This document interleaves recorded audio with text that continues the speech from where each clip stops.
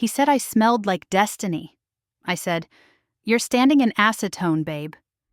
If you believe fate has a twisted sense of humor, hit subscribe, because this is the story of how I ruined a perfectly good pedicure, set fire to my salon's reputation, and accidentally woke my inner wolf.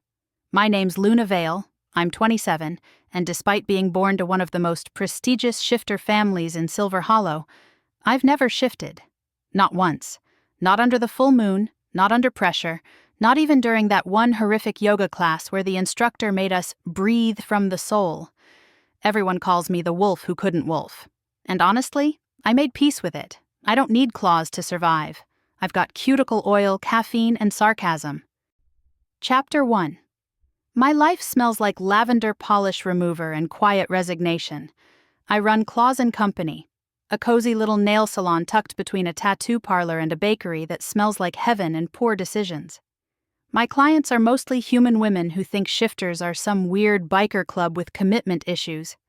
They come in for glitter tips and gossip, and I pretend I'm not the daughter of Alpha Vale, the man who runs half this city's supernatural politics with a snarl and a handshake. It's easier this way. Down here, I'm not a failed wolf. I'm just Luna the nail tech with sparkly nails and a playlist that alternates between girl boss anthems and 80s heartbreak songs. The day he walked in, the air shifted. Not in the poetic, love is in the air kind of way. More like the forest just went silent and something with teeth noticed you kind of way. He filled the doorway, tall, broad, all-black tactical gear, and alpha authority dripping off him like an expensive cologne.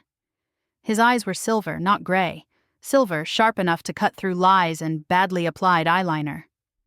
"You the owner?" he asked, scanning the room like it might bite. I blinked at him over my rhinestone glasses. "Do I look like an unpaid intern, or does this vest just scream management to you?" He didn't laugh. "Figures. The broody type never does." "Name's Rhett Kane. I'm with Pack Enforcement. We're investigating scent irregularities in this district." "Oh, wonderful. Pack Enforcement. The supernatural equivalent of tax auditors with fangs." I set down my nail file. "Irregularities?" "The only irregularity here is that my client wants neon green French tips. That's practically a crime." Rhett's gaze flicked to the woman in my chair, human, blissfully unaware, and then back to me. His nostrils flared slightly. Wolves do that when they're sniffing out lies. I hate that. It makes conversation feel like a criminal interrogation. "Your Vale bloodline," he said.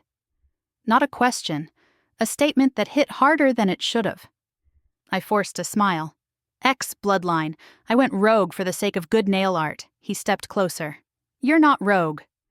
You're registered as Pack, Luna, which means if something's masking your scent, I need to know why." Masking? Oh, moon above. My hands froze mid-polish. The soft hum of the UV lamp filled the silence like a countdown. I hadn't masked anything. I'd just been born dull. No wolf scent, no power pulse, nothing. My siblings got all the glory. I got all the pity. My mother used to pat my hand during pack dinners and whisper, "Maybe you'll shift next year, darling." Next year turned into next decade. "I don't mask," I said finally. "Some of us just smell human." He tilted his head, studying me like a puzzle with missing teeth. "You shouldn't." "Your lineage." He stopped. Then his eyes widened, just slightly. I smelled it before I felt it. The air thickened. My skin prickled, a low hum starting at the base of my spine, crawling upward like static electricity and moonlight colliding under my skin. The UV lamp flickered. My client gasped, and Rhett's wolf pushed forward. His silver eyes flashed gold. "What the hell?" he muttered, voice gone rough, feral. I stumbled back, polish brush dripping red lacquer onto the floor like tiny drops of blood. The smell of acetone and adrenaline mingled until I could taste metal on my tongue. Inside me, something ancient stirred, stretching, yawning, growling softly after 27 years of silence. "No," I whispered. "Not here. Luna, do not Luna me," I hissed, clutching my chest. I just sanitized this place. I am not turning into a wolf in front of Karen's French tips. But my vision blurred, and the hum became a pulse. Rhett caught me before I could collapse, his hand burning against my arm. The scent of him, pine, smoke, danger, hit me like an intoxicating fog. And then I heard it. A voice that wasn't mine, deep inside my skull. Finally. I gasped. Did you hear that? Rhett's grip tightened. You're Wolf. I don't have a wolf. He leaned in, close enough that I could see the faint scar along his jaw, close enough that his voice became a command wrapped in a whisper. You do now. So, yeah. 1 second I was filing cuticles. The next I was halfway to a spiritual exorcism in front of a government-issued alpha. Apparently, destiny doesn't knock. It breaks into your salon with a badge. Chapter 2. Confession Time. The worst thing I'd done in my salon before today was accidentally wax off a client's left eyebrow. In my defense, she flinched. Today was worse. Today I almost wolfed out on a woman named Karen while she debated whether neon green was too much for a PTA fundraiser. The hum under my skin turned into a drum beat. My nails, my very neatly buffed, almond-shaped nails, tingled like they were itching to become something sharper. Heat spilled down my spine, pooling low in my belly like liquid moonlight. Luna, Rhett said, and it wasn't a warning so much as a leash wrapped around my name. I tried to breathe through it. In for 4, out for 4. You know, like my therapist taught me for family dinners and other natural disasters. My client peered up from the massage chair. Is this part of the service? I pasted on the smile I reserve for bridal parties and tax season. Just a moment. We're, trialing an aromatherapy experience. Very grounding. Rhett angled his body to block me from the front window, as if anyone walking by wouldn't notice the 6'3" problem in tactical black. His eyes kept flashing, silver, then gold, then back to a controlled steel that said he was barely holding it together. Look at me, he ordered. I am looking at you, I snapped, clutching the edge of my work table like it could keep me human. I wish I wasn't, but here we are. Center on my voice. His tone dropped, alpha low. Breathe. In. Out. The drum beat stuttered. For a heartbeat, the world sharpened. The mint of cuticle remover, the sugar dough scent from the bakery next door, the metallic tang fizzing right where his skin touched my arm. Everything went high definition. Too much. Not enough. Then the UV lamp flickered again. The polish brush slid from my fingers and hit the floor. The bottle followed, exploding into a starburst of crimson. It spread in glossy rivers across the tiles, a slow-motion crime scene. Karen squealed and jerked her foot, splattering little blood-red comets up her calf. My towel. Oh my gosh. Rhett moved fast as a strike. 1 second I was vertical, the next I was sitting on my stool, his palm braced firm at the nape of my neck, his other hand closing around my wrist. Not rough, not gentle, precise. Do not shift, he murmured. I don't shift, I gritted. That's my whole brand. Inside, the voice hissed with a smile I could feel. You do now. Something scraped along my gums. My teeth ached like a storm pressing behind them. Karen, I said brightly, even as my vision silvered at the edges, would you mind, tiny favor, closing your eyes and thinking of beaches? Waves? Anything not involving lawsuits? She slapped both palms over her face. I can't see anything, I promise. Are we doing a blind reveal? Is this a TikTok? Rhett didn't look away from me. Luna, focus, how? My laugh came out shaky. You smell like a campfire and a bad decision. He leaned in until heat rolled off him in steady, coaxing waves. It's okay. The pads of his fingers skimmed my pulse. My heart tripped, matched his rhythm, calmed in increments I couldn't own. You're safe. A growl, mine, rattled through my chest. It wasn't angry. It was relieved. Like a locked door that finally recognized the key. The bond, because at this point only a fairy tale would pretend it wasn't that, snapped between us like a taut line. My wolf rose, not in a violent surge, but like the tide, asserting herself with soft, unstoppable force. "Mate?" she breathed, reverent. "Nope, absolutely not. We were not doing that. I had rent to pay and a Pinterest board full of future nail sets and a strict no-mate policy born from years of watching my parents turn love into war logistics." Rhett's nostrils flared. He heard it too. "Don't say it," I warned, shaking. "If you say it, I swear on the moon I will throw acetone at your face." He swallowed. For a moment the enforcer stripped away, and there was just a man fighting the same undertow. "Luna!" "Don't." "Mate," he said, wrecked and reverent all at once. I slapped the counter so hard a jar of rhinestones leapt, rained glittering shrapnel into the polished puddle. "You owe me for that," I said, "because humor is a flotation device when you're drowning. Also my floor, also my sanity." He huffed out something that wanted to be a laugh, and then checked himself. "I need to get you out of sight." "Out of? This is my salon." "Exactly." "The front window faces the street. If anyone saw—" He cut himself off, head turning like a hunter scenting a shift in the wind. "Do you use scent diffusers?" "What? No, just the eucalyptus spray and—" His gaze had dropped to the baseboard by my station, to a hairline gap in the molding where I keep extra files. He crouched, pulled a small pouch from the slit. Burlap, oily stain. The smell hit me at once. Medicinal, bitter, wrong. "That's not mine." I recoiled. The hum under my skin sharpened into a thin wire. "I didn't put that there." "Masking sachet," he said, voice hardening. "Illegal."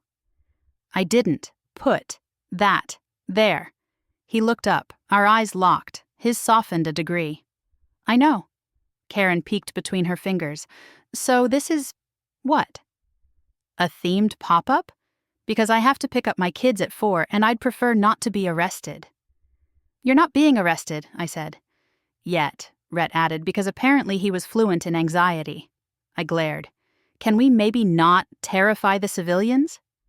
He straightened. Sachet pinched between thumb and forefinger like a dead rat.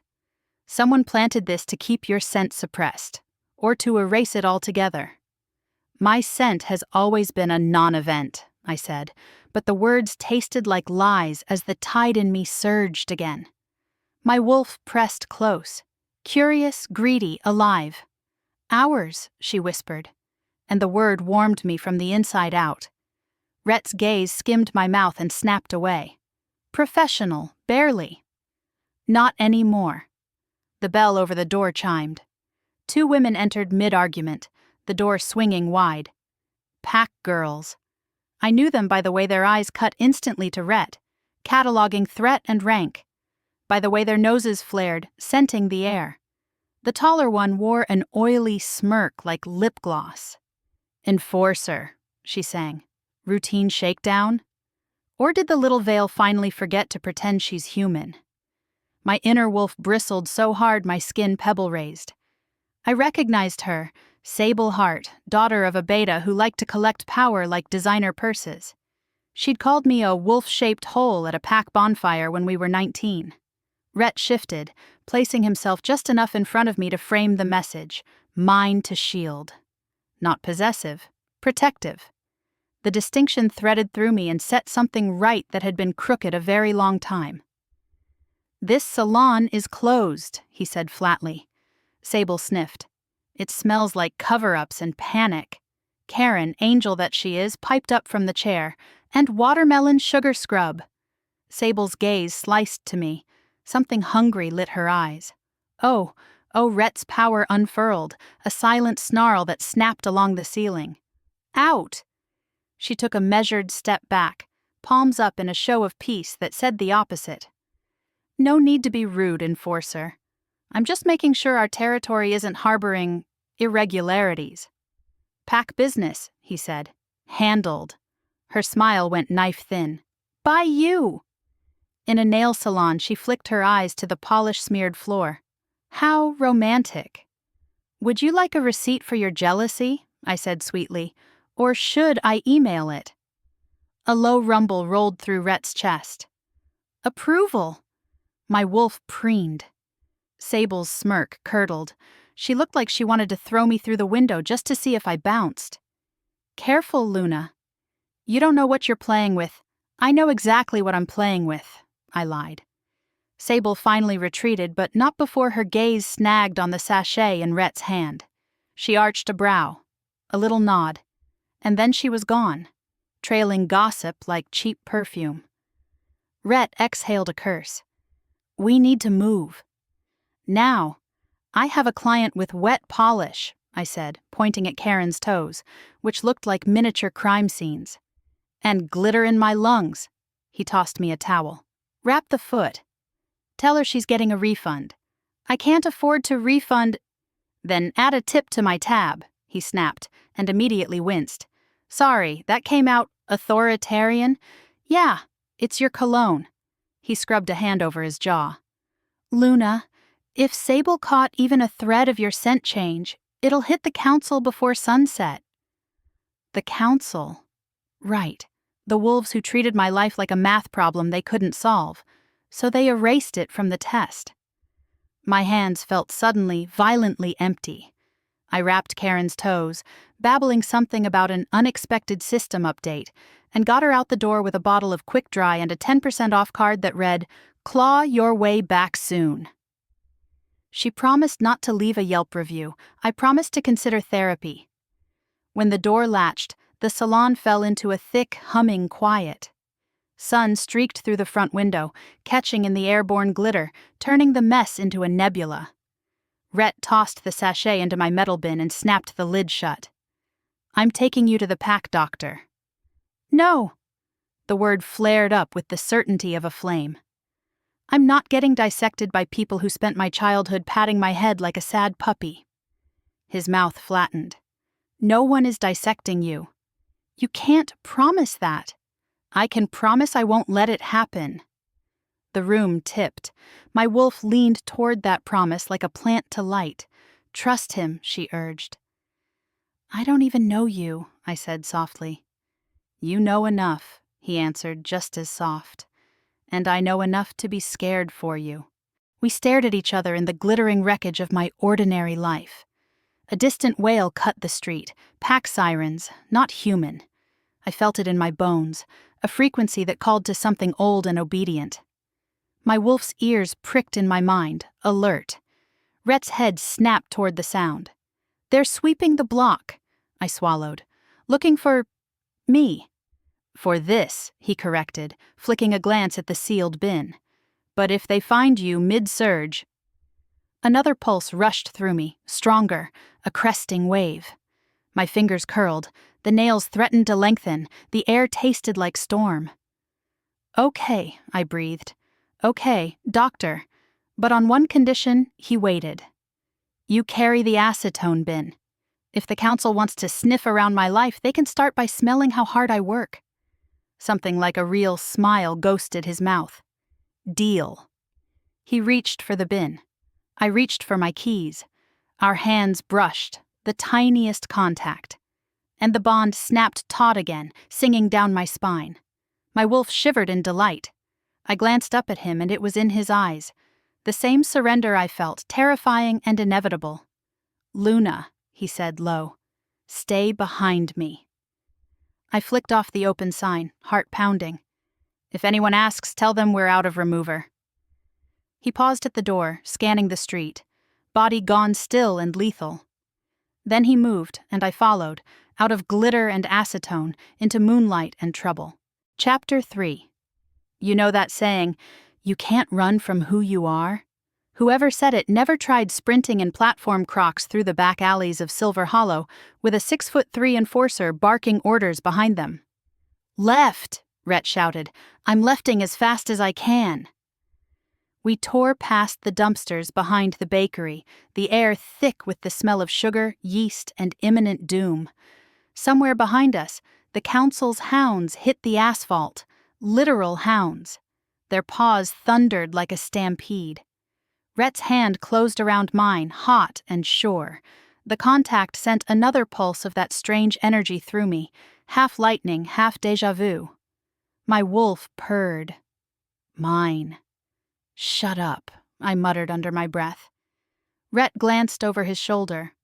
Talking to me or yourself? Whichever one listens. We darted into a narrow side street where moonlight bounced off rain puddles like silver shards. He pushed me against a brick wall, his body covering mine as two shadows swept past the mouth of the alley, pack guards in uniform, sniffing the air. I held my breath. My pulse hammered so hard I was sure they could hear it. The world shrank to Rhett's scent. Smoke, pine, the faint metallic tang of adrenaline. He leaned close enough that his whisper brushed the shell of my ear. They'll smell the polish, not you. That's comforting, I whispered back. Maybe I'll start bottling it. Yo de panic. His lips twitched. A smile, tiny, accidental, lethal. The guards moved on. Rhett waited another beat, then tugged me forward. My car's 2 blocks east. Do I get a say in where we're going? No, I snorted. Alpha charm. 10 out of 10. We reached the edge of the district where human territory began. Dim neon signs, a bar called the Howling Pint, subtle, and a row of old warehouses. Rhett's car, a matte black SUV that screamed government funding, sat under a flickering street lamp. He opened the passenger door. Get in. Not until you tell me where we're going. To someone who can keep you off the radar until we know who planted that sachet. And if I say no? He looked at me, calm but unyielding. Then I carry you. My wolf definitely liked that idea. I, however, had dignity and glitter still stuck to my neck. Fine, I huffed, sliding into the seat. But for the record, if I die in this car, I'm haunting you with bad nail art. He shut my door, came around, and slid behind the wheel. The engine purred to life. For a while, the only sound was the road and my ragged breathing. I watched the city fade behind us, my salon, my little world of polished bottles and playlists. Gone. Who would do it? I finally asked. Plant that sachet? Anyone who profits from keeping you powerless, he said. Wow, specific. He shot me a sideways look. Start with your pack. Anyone resent you enough to erase your wolf? Define resent. I ticked off fingers. My father, because I'm an embarrassment. My sister, because I stole her prom date once. My mother, because I refused to mate for politics. Half the pack, because I exist. Need me to keep going? Rhett's jaw flexed. They don't deserve you. I barked out a laugh. Please spare me the gallant rescuer act. You met me 2 hours ago. I was screaming about sanitation. He didn't answer, just drove faster. The safe house turned out to be a cabin tucked behind the old logging road, half ivy, half shadow. When we stepped inside, the air smelled faintly of cedar and something familiar. Whose place is this? I asked. Mine, he said. Or it was. Haven't used it in years. He flipped a switch. Warm light spilled across the room. Rustic furniture, a worn leather couch, a wall lined with books. No TV, of course. The man looked allergic to relaxation. Bathrooms down the hall. There's food if you're hungry. I'm starving, actually. He opened the fridge. Protein bars and beer. Dinner of champions. I grabbed one. So, now what? Do we just sit here until the council sends me a subpoena or a silver bullet? He set his jacket on the counter, revealing a gun holster and a tattoo that crawled up his forearm. Runic, glowing faintly in the low light. Now, he said, we figure out how to keep you alive long enough to find out why you were muted. Muted? The word landed heavy. I sank onto the couch, biting into the protein bar like it had personally offended me. You make it sound like I'm some kind of weapon. Rhett looked at me for a long moment. Maybe you are. My laugh came out shaky. You're really bad at small talk. He moved closer, slow enough that I could have backed away if I wanted to. I didn't. His presence pressed against the edges of my control, warm and solid. "Luna," he said quietly. "When your scent hit me back there, my wolf nearly broke leash." "That doesn't happen without reason." "Oh, there's a reason," I said. "Fate has a sick sense of humor. Fate doesn't plant illegal suppressants." I tilted my head, studying him. "Why do you care, Rhett Kane?" "You could have handed me to the council and been done with it." He hesitated. "Because I know what it's like to have them decide what you're worth." That cracked something in me. I hadn't expected honesty from the walking brick wall. I exhaled. "Okay, temporary truce. You keep me alive, I won't sass you in front of other alphas." "That's a tall order." "Yeah, well, so am I. In Crocs." His laugh, low, rough, slipped out before he could stop it. It sounded like something that hadn't seen daylight in a while. Then his phone buzzed. The sound sliced the moment clean in half. He checked the screen. His expression turned to stone. "What?" I asked. He handed it to me. A text, unsigned. "You shouldn't have run. The Vale secret won't stay buried." "SH." My stomach dropped. "SH. Sable Heart." "Of course," I groaned. "Of course she knows." That woman could sniff out drama in a monastery. Rhett took the phone back. "She's not bluffing. If she told the council, they'll move fast." "So what's the play, boss?" He looked toward the window where the moonlight cut through the trees. "We get ahead of them. There's one person who might explain why you were silenced." "Let me guess," I said. "Pack doctor?" He shook his head. "Your mother." My pulse stuttered. "She won't talk to me." "She will to me." "Because you're terrifying?" "Because she's hiding something." I rubbed my temples. "Fantastic. A family reunion and an existential crisis. Can we schedule a manicure first?" He almost smiled again. "You joke when you're scared." "It's called coping." "You growl." I quip. He crouched in front of me, elbows resting on his knees, eyes level with mine. "Then keep quipping, Luna Vale. Because whatever's coming, it's going to hit hard." For a heartbeat, the air between us pulsed with everything we weren't saying. The bond hummed, soft and insistent, tugging us closer. My wolf brushed against the surface of my skin, curious, hopeful. I broke the gaze first, grabbing another protein bar. "If this turns into a road trip, I'm DJing." "Fine," he said. "But no glitter music. Everything I own has glitter on it, including my trauma." He shook his head, but the corner of his mouth curved. So there I was, hiding out with a brooding enforcer who might be my fated mate, planning to confront my emotionally repressed mother, all while smelling like acetone and anxiety. If that's not character development, I don't know what is. Chapter 4.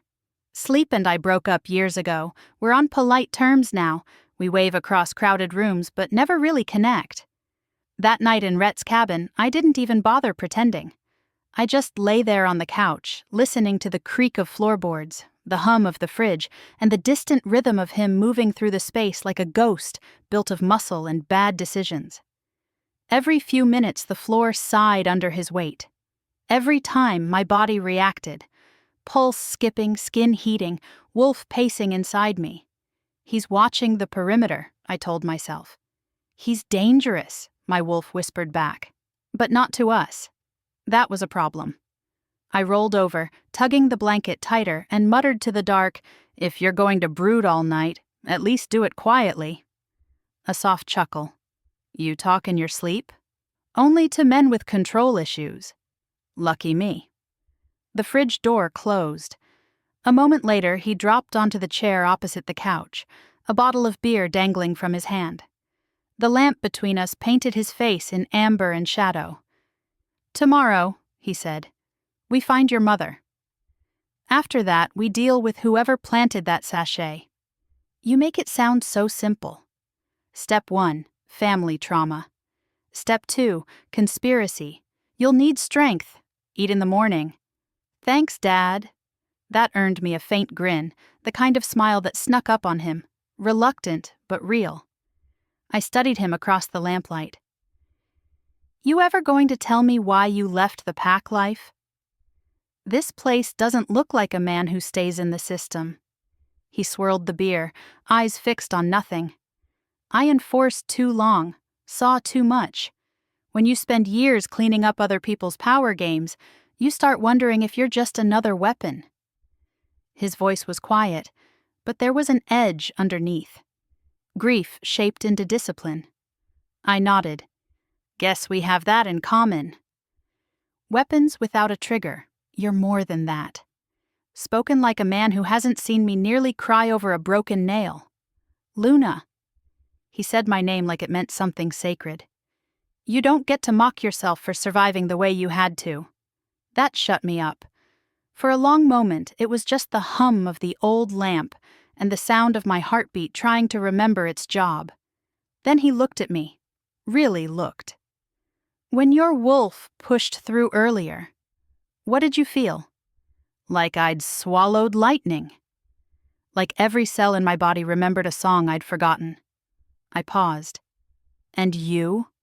He exhaled slowly, like I'd been waiting 20 years to breathe right. Dangerous honesty, wrapped in rough voice and moonlight. My chest ached. I don't do fate, I said softly. Fate's what my parents used to justify marrying for rank. Then call it instinct. That's worse. Instinct gets people naked. The corner of his mouth twitched. Noted. We fell quiet again. Outside, the wind picked up, the forest breathing, shifting. My wolf stretched beneath my skin, brushing against his presence like static meeting flame. I sat up abruptly. I need air. He stood too quickly. You shouldn't go alone. I wasn't asking permission. He didn't argue, just grabbed his jacket and followed me out onto the porch. The night was silver-washed and still. The moon hung low, fat and ancient, spilling light over the trees. I leaned on the railing, breathing in pine and damp earth. Do you hear it? I asked. Hear what? The hum. I gestured to the woods. Everything, the leaves, the ground, the heartbeat of the territory. It's like the world's holding its breath. He came to stand beside me. That's your wolf, sensing the ley line. The pack grounds sit right over it. It amplifies everything. Great. So now I'm a walking Wi-Fi router for moon energy. He laughed, low and startled. You really can't help yourself, can you? Humor is my emotional support animal. The smile faded from his face, replaced by something tender. When this is over, Luna, what do you want? The question caught me off guard. No one ever asked what I wanted. They always asked what was wrong with me. I swallowed, to stop feeling like a malfunction, to build something that's mine, not my father's legacy. Maybe teach other girls like me that you don't need fangs to be dangerous. Rhett's gaze softened, the gold in his eyes catching moonlight. You already are. The words hit somewhere low in my stomach. I stared out at the trees to keep from combusting. Careful, Kane. Compliments make me suspicious. Get used to them. We stood there, silent, but not uncomfortable, until the forest shifted again, a sound too deliberate to be wind. Leaves rustled, a twig snapped. Rhett went still. Someone's out there. Before I could respond, he grabbed my hand and pulled me toward the cabin. Inside. Now, a growl rolled through the trees, low and feral. My wolf recognized it instantly, not Pack. We barely made it to the door before a figure stepped out of the shadows. A man, or what was left of one, covered in soot and scars, eyes glowing an unnatural crimson. Rhett Kane, the intruder hissed. You took what belongs to the council. I froze. He's talking about me, isn't he? Stay behind me, Rhett said, voice gone, alpha deep. The rogue grinned, revealing teeth too sharp for human. They said she was broken. Guess they lied, and then he lunged. Rhett met him halfway, movement fast, brutal, efficient. They crashed into the dirt, claws and fists and flashes of silver light. I stumbled back, heart hammering, every instinct screaming to run. But my wolf didn't run. She rose. Help him. I shook my head. I can't shift. You can now. The hum under my skin roared into a howl. Heat burned through my bones, reshaping, stretching. My breath caught, half scream, half growl, as fur shimmered across my arms. When my feet hit the ground again, the world was brighter, louder, wilder. Rhett stared for half a second, shock and pride flickering in his eyes, before turning back to the rogue. Together we moved. He struck, I followed, a dance older than memory. The rogue fell hard, snarling, then stilled. The metallic scent of blood filled the air. I shifted back with a gasp, collapsing onto my knees, trembling and naked in the moonlight. Rhett shrugged off his jacket, kneeling beside me, wrapping it around my shoulders. "You did it," he said, voice soft but full of something fierce. I met his gaze, dazed. "You're bleeding," he looked down, shrugging. "So are you." I laughed weakly. "We match." He cupped my face, thumb brushing a streak of blood from my cheek. "Luna Vale, the wolf who couldn't wolf." His tone turned reverent. "Welcome home."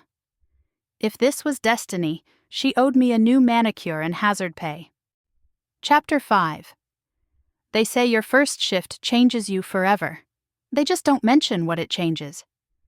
By morning, every nerve in my body buzzed like a live wire. My wolf purred under my skin, stretching in lazy satisfaction after a lifetime of being caged.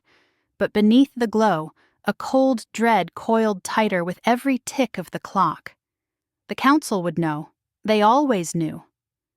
I stood in the cabin's tiny bathroom, staring at my reflection. My hair was a tangled halo of silver-streaked chaos, my skin dusted with faint traces of fur that refused to fade. My eyes, once plain brown, now glowed faintly gold. Great. I looked like I'd lost a fight with a glitter bomb and won questionable immortality. From the kitchen came the smell of coffee and the quiet scrape of Rhett moving around. The man apparently didn't sleep, didn't smile for long, and didn't stop looking at me like I was both a miracle and a loaded gun. "Morning, Sparkle," he called. "Morning, Broody," I shot back, walking in. "If you're going to start every day with coffee and existential tension, I might fall in love by accident," he smirked. "Then it's working." I froze mid-sip. "Excuse me?" He didn't answer, just handed me a folded sheet of paper, old, creased, stamped with the Vale family seal. "Found this in the rogue's pocket last night," he said. "It's a council warrant." I unfolded it, my name blazed across the top. Subject, Luna Vale, potential genetic anomaly, detain on sight. My stomach dropped. Genetic anomaly? That's a fancy way of saying freak, not freak, Rhett said. Threat. He tapped a line at the bottom, under the council's signature, classification, Omega origin, Omega. My hand went cold around the page. "That's impossible," I whispered. "Omegas went extinct generations ago. That's why the packs went to war." Rhett's expression didn't change. "Apparently not. But why me? My whole life I've been powerless. Forget shifting, I couldn't even win an argument at family dinners. That's what the suppressant was for." He leaned against the counter, eyes dark. "Someone hid you." "Someone powerful enough to keep it quiet this long," I laughed, bitter. "Oh, let me guess, dear old mom and dad. Your mother, maybe. Your father wouldn't risk his position by harboring what the council would consider a living weapon."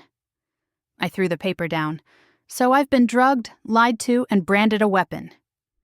"Love that for me?" Rhett stepped closer. "We'll get answers today." "Right," I said, grabbing my jacket. "Nothing says quality bonding time like confronting your mother about genetic crimes." The Vale estate sat on the highest ridge of Silver Hollow, all marble and menace. Wolves patrolled the gates. Their eyes flicked to me and then away, pretending not to recognize the alpha's disappointing daughter. We parked at the edge of the courtyard. Rhett killed the engine, glanced at me. "You sure you want to do this?" "No," I said honestly, "but I've run out of nail polish remover and denial." Inside, The house smelled like wealth and secrets. Every photo on the walls was a family portrait, minus me. My mother's voice echoed from the sunroom before I even reached the door. Luna. Smooth, polished, sharp as glass. She looked exactly the same, elegant, blonde, perfectly pressed.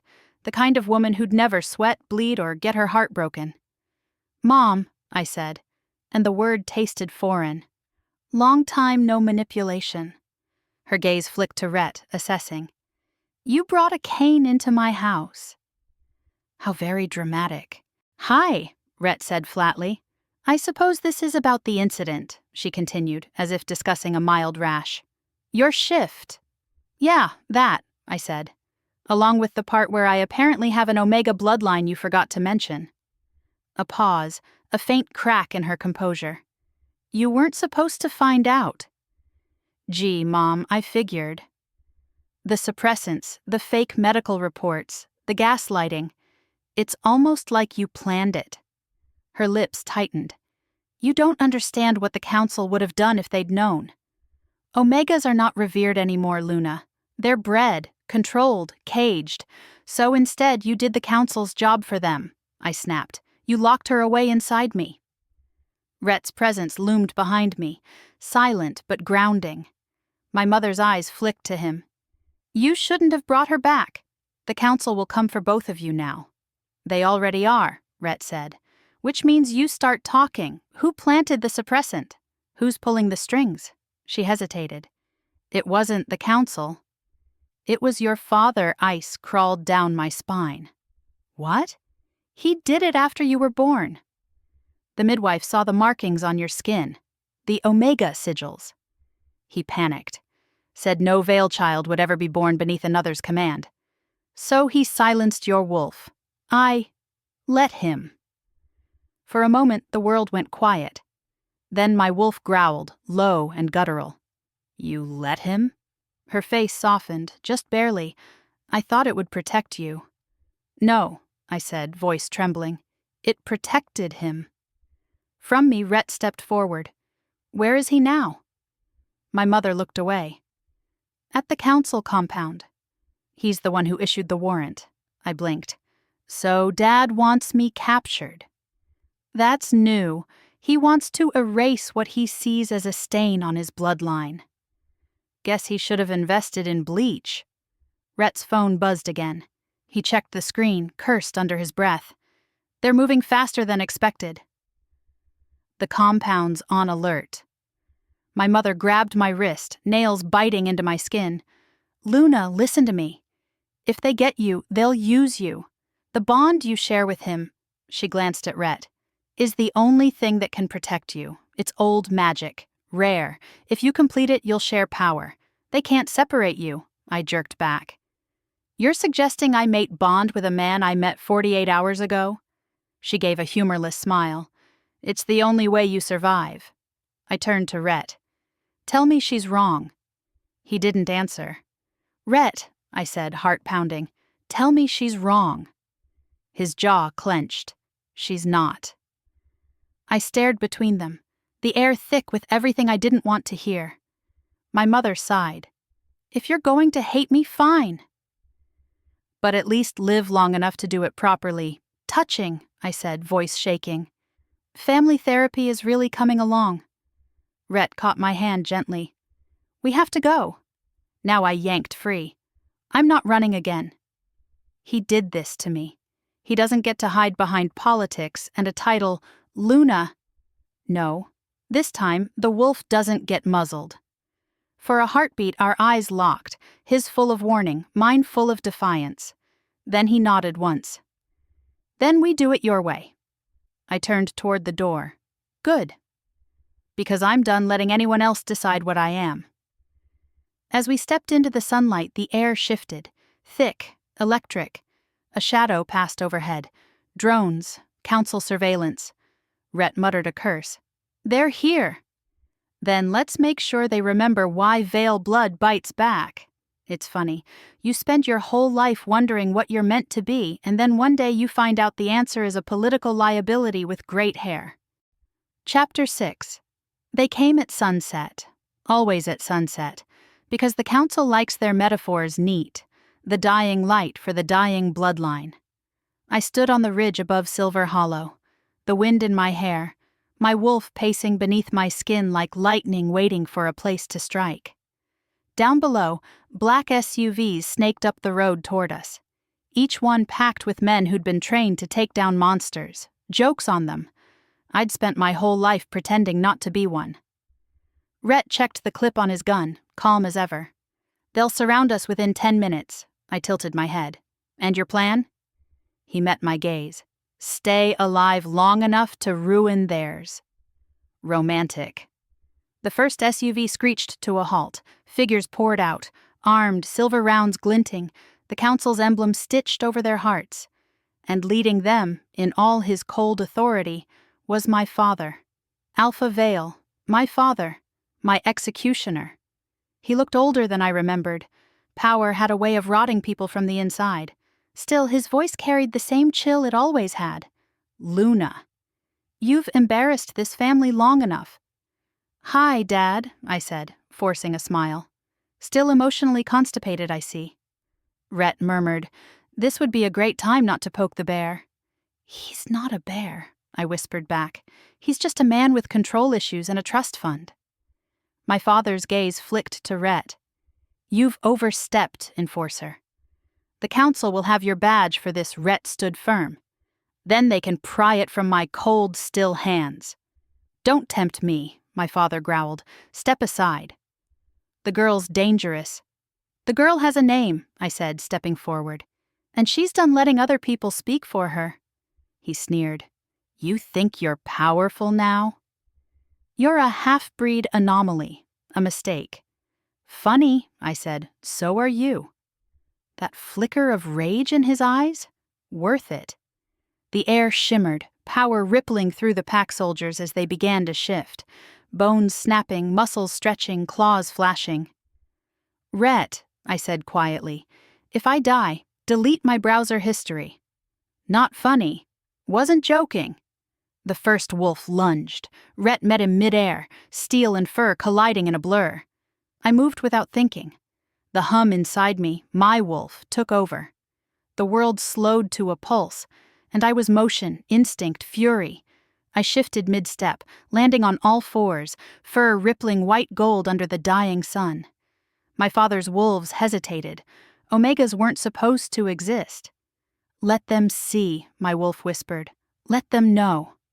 I howled. The sound rolled through the valley like thunder, shattering the air. The wolves flinched. Power, not the kind that dominates, but the kind that bends the world's spine, poured from me. Rhett fought beside me, a blur of black and silver. Every time his wolf brushed mine, the bond sang, not a leash, a promise. We cut through the ranks together until only my father stood, his human form untouched, his hands crackling with old magic. "So this is what you've become," he said softly. "A weapon against your own blood." "No," I said, shifting back, naked and shaking but unbroken. "A weapon because of my blood." He raised his hand. The ground trembled. The spell that had caged my wolf once before flared in his palm, a silver seal glowing like a sun. "Don't," Rhett warned.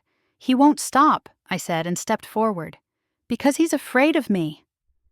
"Of what you'll do," my father corrected. "What you'll destroy." "I'm not here to destroy," I said. "I'm here to end the chain." I reached out, barehanded, and grabbed the glowing seal.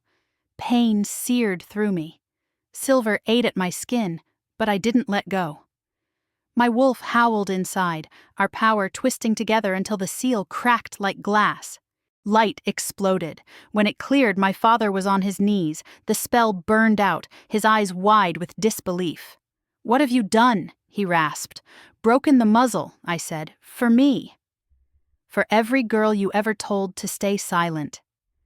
Behind me, Rhett shifted back, bloodied but alive. He crossed to my side, his presence grounding the chaos still sparking around us. The remaining soldiers hesitated, then retreated. Power recognizes power, and mine was no longer hidden. My father looked up at me, something almost human flickering behind the fury. The council will never allow this. Then they'll learn to live with disappointment, I said. It runs in the family. He said nothing as we turned away. Back at the ridge, the world felt different, lighter, wilder.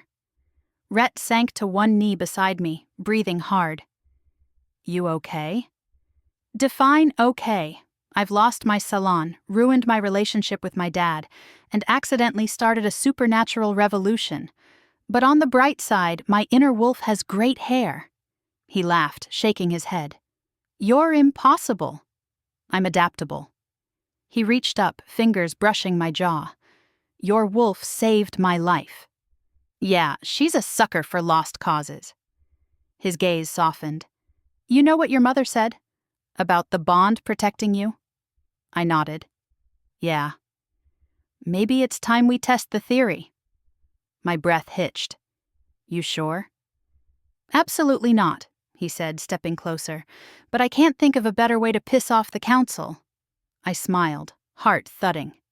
Well, when you put it like that... The bond clicked into place, not in some dramatic light show, but in the quiet way the world suddenly fit. His scent sank into mine, warm and steady. My wolf sighed. For the first time in forever, I wasn't alone in the noise. Turns out, Fate's got a type. Stubborn, glitter-covered disasters with a talent for seducing authority figures. Epilogue. They rebuilt the council hall 3 months later. Not because I burned it down, technically, but because the council members couldn't stand the smell of melted silver and bruised egos. Silver Hollow has a short memory for scandal, but a long one for beauty. That's probably why Claus and company reopened at the edge of pack territory, right where the ley line hums under the floor. Same sign, same lavender polish scent, just a few upgrades. Reinforced windows, new staff policy, no transformations during client hours, and a big fat notice on the door that says, Omega's welcome. The first time someone complained, Rhett installed security cameras and called it community service. He's here now, leaning against the reception counter in his usual tactical jacket, pretending to read a magazine while watching me work. The Alpha Enforcer turned part-time bodyguard, full-time distraction. Your shift's over, he says, voice low, gravel wrapped in velvet. I glance up from buffing a client's nails. You say that like I'm punching a clock instead of saving lives one manicure at a time. Come on, Luna. You've been on your feet for 8 hours. Some of us heal faster than our tips do. He rolls his eyes, but his lips twitch. My wolf hums with quiet amusement. She likes him, mostly because he still smells like pine and danger. When the last client leaves, Rhett locks the door and flips the sign to closed. I sweep up glitter and broken polish bottles while he insists on fixing the leaky faucet that's been dripping since forever. It's domestic chaos. Terrifyingly nice. You know, I say, for someone who once hunted rogue wolves, you make a pretty decent handyman. He glances over his shoulder, smirking. You saying you like having me around? I'm saying you're useful. He comes closer, stopping just behind me. That's not the same thing. No, I admit, turning to face him. It's not. We stand there in the half-dark, surrounded by the smell of acetone and moonlight leaking through the blinds. His hands find my hips like they were always meant to. My wolf stretches inside me, content and smug. You ever think, I whisper, how weird it is that Destiny decided to bond a nail artist and an alpha enforcer? Destiny has a sense of humor. Yeah, I say, smiling up at him. But so do I. He leans in, his breath warm against my skin. So what now, Luna Vale? Now? I glance at the rows of color bottles behind me. Fuchsia, silver, crimson. We make our own rules. Maybe even our own pack. His brow arches. Pack of 2? For now, I grin, but I'm open to expansion. With good applicants and excellent hair, he laughs, and the sound fills every empty corner inside me. For the first time in my life, I don't feel like I'm pretending to belong. We step outside a little later, the night wrapped around us like a secret. The moon hangs low, heavy and golden, painting the town in silver dust. I look up at it, at the same sky that once mocked me for being wolfless. Now it feels like a friend. My hand slips into Rhett's. His thumb traces the edge of the mark that glows faintly at my wrist. The bond seal, our promise. Feels quiet, I say softly. For once, he murmurs. Think it'll last? He shrugs, a smile tugging his mouth. Not a chance. Trouble loves you. Yeah, I admit, but now Trouble's got backup. We walk home through the scent of rain and wildflowers, leaving behind a trail of glitter that catches the moonlight. And maybe it's the bond, or maybe it's the fact that I finally stopped running from who I am, but every step feels right. I'm still Luna Vale, the girl who couldn't wolf. Only now I'm the woman who finally did. If fate ever sends you an alpha with commitment issues and a badge, maybe let him wreck your salon. You might just find your wolf under the rubble. If you've ever felt a little broken, or like you were born the wrong kind of magic, remember, even chipped claws can draw blood under the right moonlight. Thanks for sticking around, Pack. If you'd let destiny ruin your manicure too, hit subscribe, share this story with your favorite troublemaker, and I'll see you under the next full moon.